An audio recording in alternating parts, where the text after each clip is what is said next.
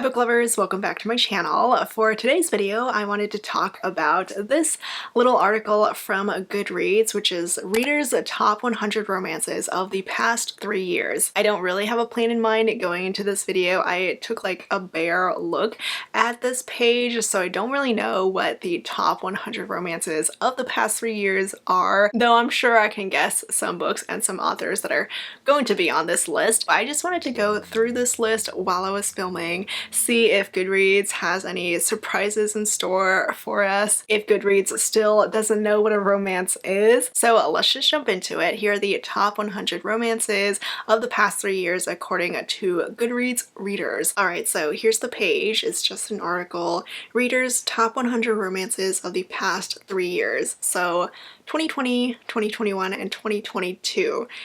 Basically all of the pandemic. And then there's a cute little graphic, the banner, with a bunch of authors that I did expect to see on this list. Okay, so the second paragraph, they talk about the qualifications as to how these books made it onto this list. So it says, specifically, we looked for individual romance novels that good readers have rapidly shelved and recommended. Each title listed here has an overall rating of 3.5 stars or higher. So it's kind of the same as their Goodreads Choice Awards. Honestly though, I don't know why Goodreads chooses 3.5 as the minimum, because when I see a 3.5 star rating for a book, I don't exactly want to read it. 3.5 is pretty low, at least for me it is. It could have done 4 stars or higher, but I guess if they do that, they cut out a lot of traditionally published books, and we all know how much Goodreads loves their traditionally published books. Maybe like a good compromise would be 3.8. You know, it's not as bad as 3.5, but it's not like an amazing rating either. And then it says the results below are split into contemporary and historical romances, but you'll find plenty of variety within those broad designations, including lots of queer love stories and a good dose of fantasy elements. Also Scotsman. Okay, so I am pleasantly surprised to see that they actually acknowledged historical romances on this list, because I don't think that historical romances have been nominated at all for like a year or two, if not more, in the Goodreads Choice Awards. Although I am a little confused by the whole fantasy elements. Are they talking about historical fantasy romances? And then they talk about Book Talk, Colleen Hoover, Ali Hazelwood, Tessa Bailey. So here are the books, starting off with the contemporary romances.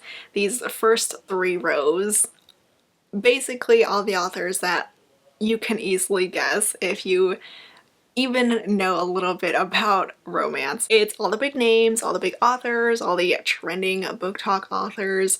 So we have all 3 Emily Henry books here in the top 2 rows. I don't actually know if these books are in any particular order. It kind of seems like it does, like going from biggest to the smallest, because I do think People We Meet on Vacation is the biggest book out of all 3 Emily Henry adult romances. That's the one that got picked up for a movie adaptation, I believe, and it is probably my favorite from Emily Henry, or at least tied with Beach Read. I love both those books so much. I will say though, I do know that a lot of people don't consider Emily Henry like a romance author. Her books are more on the women's fiction side, which I can see, but she has enough romance for me. And then I see both of Ali Hazelwood's books here. The Love Hypothesis, her debut, basically instantly made her a bestseller. I adore her though, so I'm more than happy to see her at the top of this list. Of course, there's also Colleen Hoover here with Reminders of Him and It Starts With Us. I am really curious to see if we'll see her 2020 release on this list, because that one was her indie romance. Although it did get recently picked up by a publisher, but it originally released as an indie in 2020, so I don't know if Goodreads will include Heartbones here. Reminders of Him I did like. It Starts With Us though, oh my gosh, it could not be a more boring book. And it didn't help that there was so much hype and anticipation for this sequel, but that book was just very underwhelming. And then 2 books that were originally indie published that also got picked up by a publisher is The Spanish Love Deception by Elena Armas and Things We Never Got Over by Lucy Score. Both of these books I loved as well. You can just look at my ratings though on here. Every Summer After by Carly Fortune is the book that I did not like here. I know it's big, I know so many people love it, but I thought this book was so annoying. And then there's also One Last Stop by Casey McQuiston. This was an okay book for me. I didn't love it, I didn't hate it. I still have yet to really love a book by Casey McQuiston, but it is nice to see an FF romance up here, like at the top of this list. Okay, scrolling down, now we see 3 of the Twisted series books by Anna Huang. I'm curious if the 4th one, okay, yes, Twisted Lies is also on this list a bit farther down, but yeah, the entire Twisted series, not surprised to see it. It was also another indie published book series that got picked up by a publisher. It just blew up everywhere. And then there's Christina Lauren.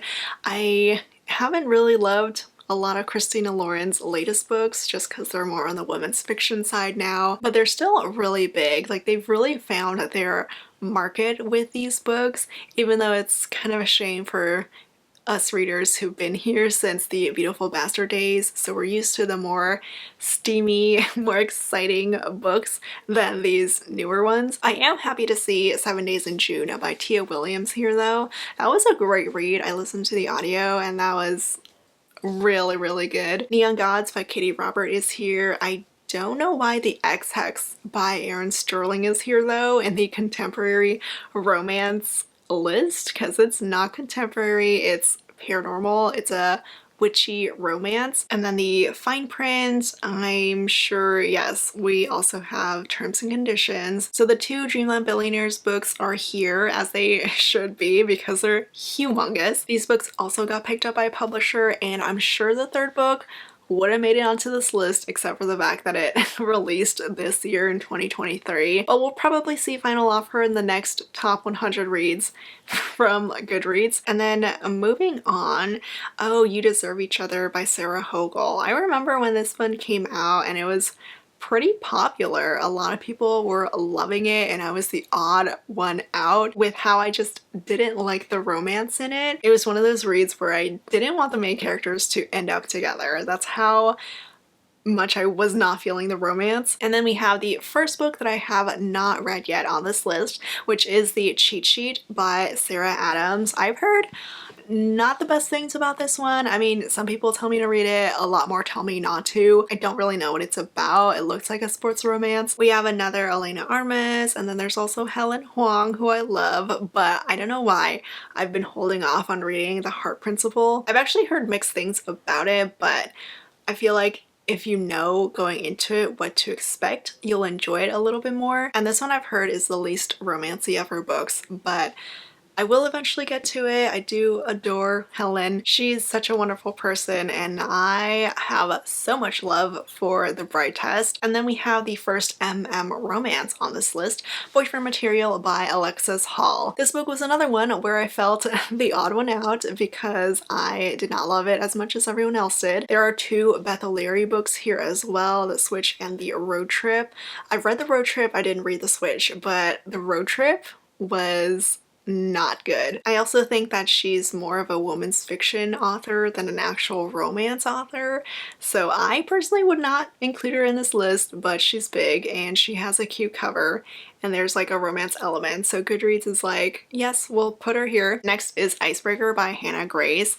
I know I didn't rate it here, but I did read it. I read it last month and it was okay for me. Nothing amazing, nothing all that unique, but still kind of cute. It's another indie book that got picked up by a publisher thanks to how big it blew up on Book Talk. Honestly, I had never heard of this book until like 2 months ago maybe, just because I'm not in Book Talk, so I don't know what's going on there. And then we have Mariana Zapata. Oh my gosh, I am so happy to see her on this list because every year I really hope that she gets nominated in the Goodreads Choice Awards, and she's usually like a write-in, but then Goodreads got rid of the write-in part of the awards. But yes, we have All Roads Lead here. And then another book that I did not like was Funny You Should Ask by Alyssa Sussman. This book I read because it was nominated in the Goodreads Choice Awards last year, and it was honestly the worst book of that list. We have 2 books in the Brown Sister series by Talia Hibbert, which are great. I adore that series so much. I also love The Roommate by Rosie Danon. This book, you either love it or you hate it. There's no in between. I did kind of forget about it though, just because the author hasn't released anything recently. It also has a pretty low rating, unfortunately. If it wasn't for the 3.6 minimum, it definitely would not make it onto like a best reads list. There's The X Talk by Rachel Lynn Solomon.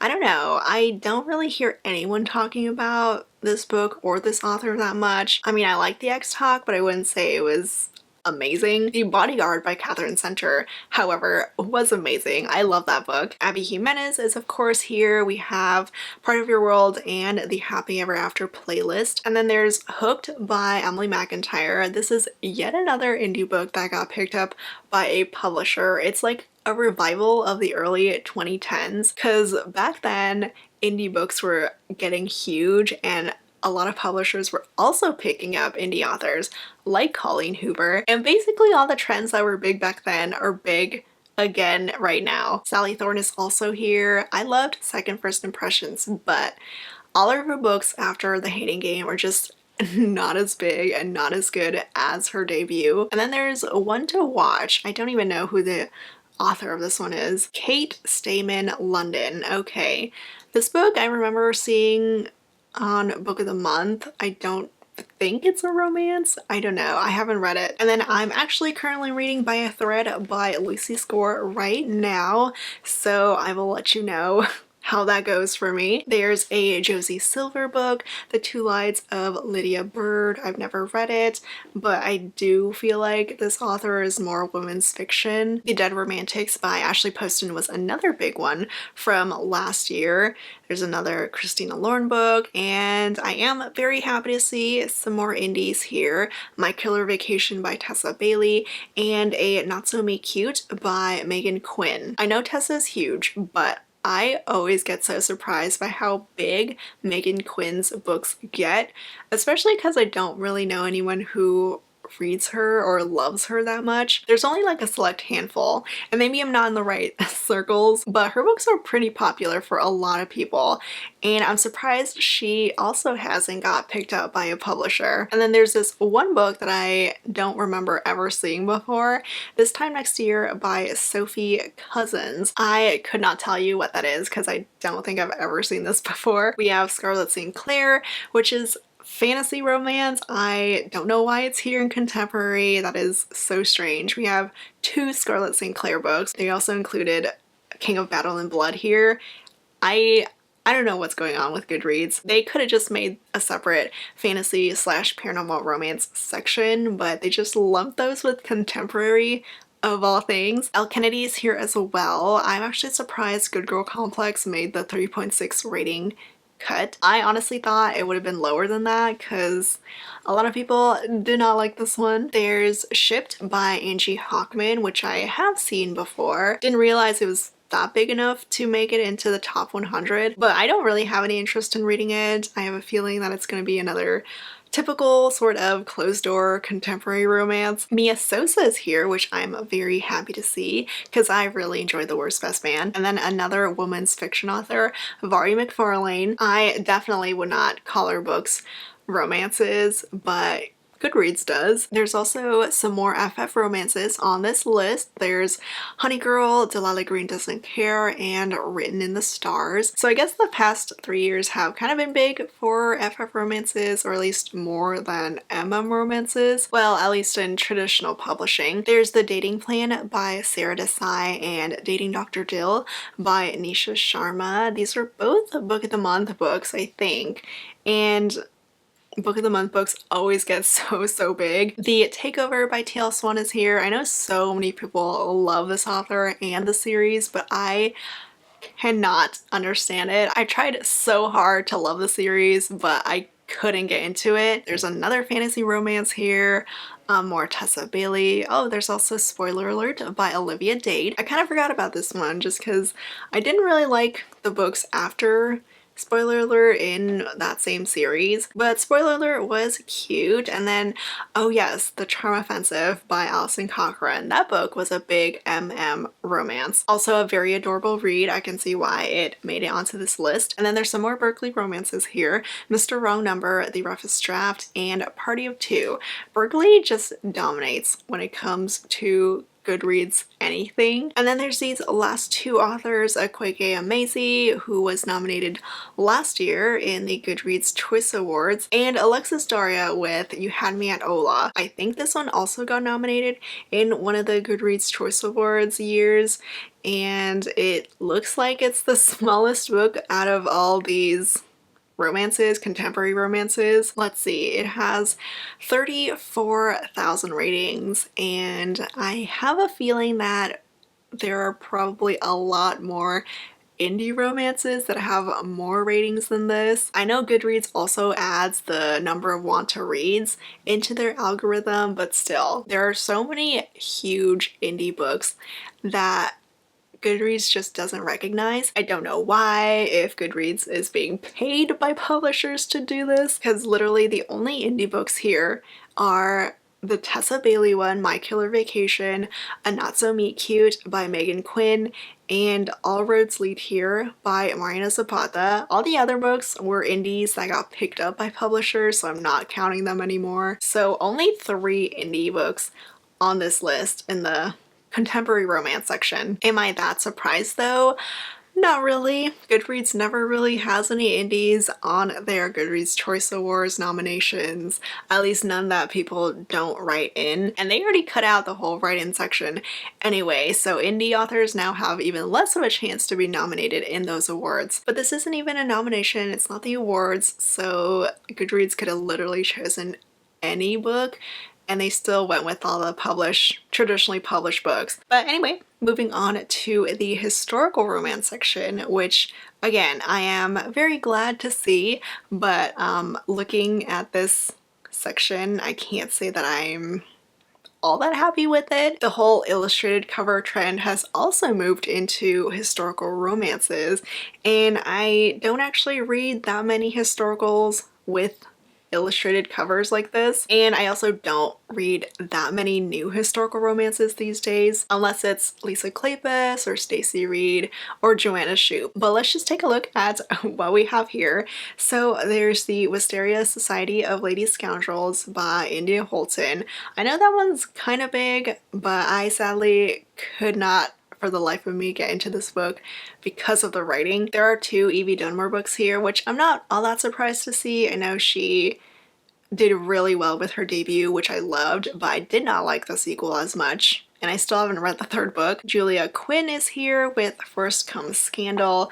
I think that was her last release, like her last new release since Bridgerton came out, the Bridgerton Netflix series, because if she released anything after the Netflix series came out, it definitely would have been a big hit. And then this one's an interesting cover, A Lady's Guide to Fortune Hunting by Sophie Irwin. I don't have anything to say about this one though, just because I never really heard anyone talking about this one and I've never read it. And then here we have Lisa Kleypas, the first book on this list so far in the historical romance section that I loved. Honestly, if they did not include Lisa Kleypas, I would have had to riot, but I'm so happy to see Chasing Cassandra here. I love this book so much. And then there's Midnight Bargain by C.L. Polk. It looks like it's a historical fantasy. I've also never really heard anything about this one. It looks like the heroine is a sorceress who practices magic in secret, and then she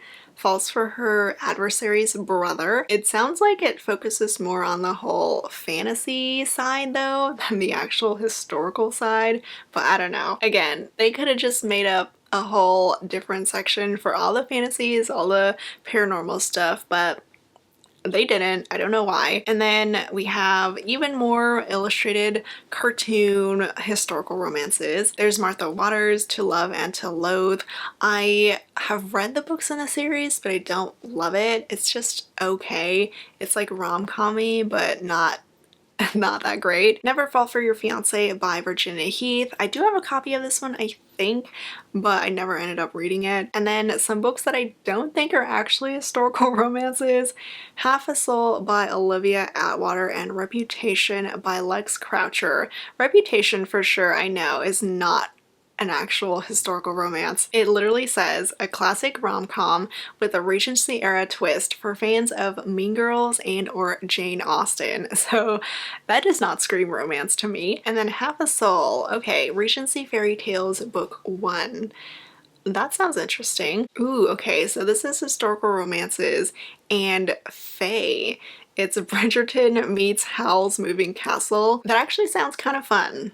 Though I don't know how heavy the romance is in this one. I have a feeling it's not that heavy and probably not that steamy either. I am so happy though to see Sea of Ruin by Pam Godwin on this list though. Goodreads did one thing right. It's probably the only dark romance on this entire list, but it absolutely deserves to be here. I love this book so much. I also really adored A Lady for a Duke by Alexis Hall. This one's a queer historical romance, really well written. Love to see this here. Also love to see another Lisa Kleypas.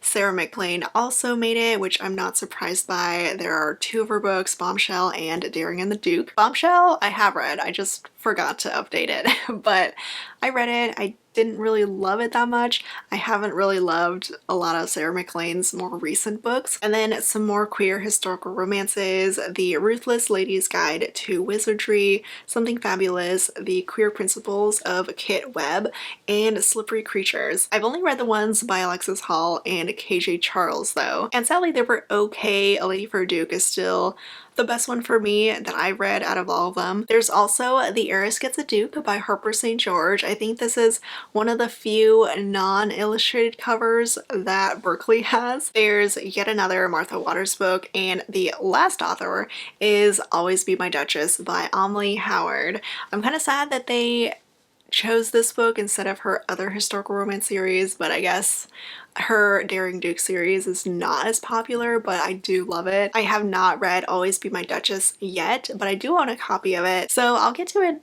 someday. And those are the top 100 romances of the past 3 years. Am I all that impressed by this list?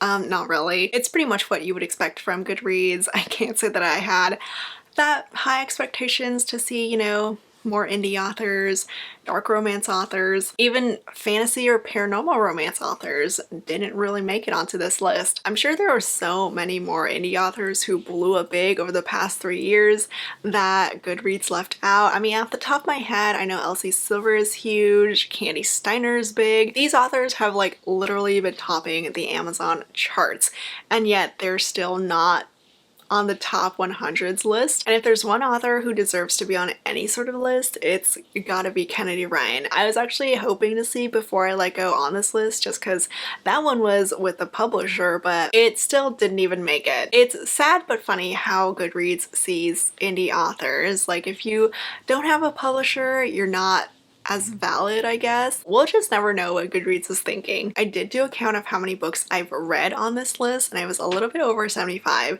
So I managed to read 3/4 of this list before it came out. I'm kind of shocked that I did manage to read so many, and the books that I didn't get to are mostly the ones that I have no interest in. But that's it for me and this video. Hopefully you enjoyed going over this top 100 reads list with me. As always, thank you so much for watching, and I will see you all next time. Bye!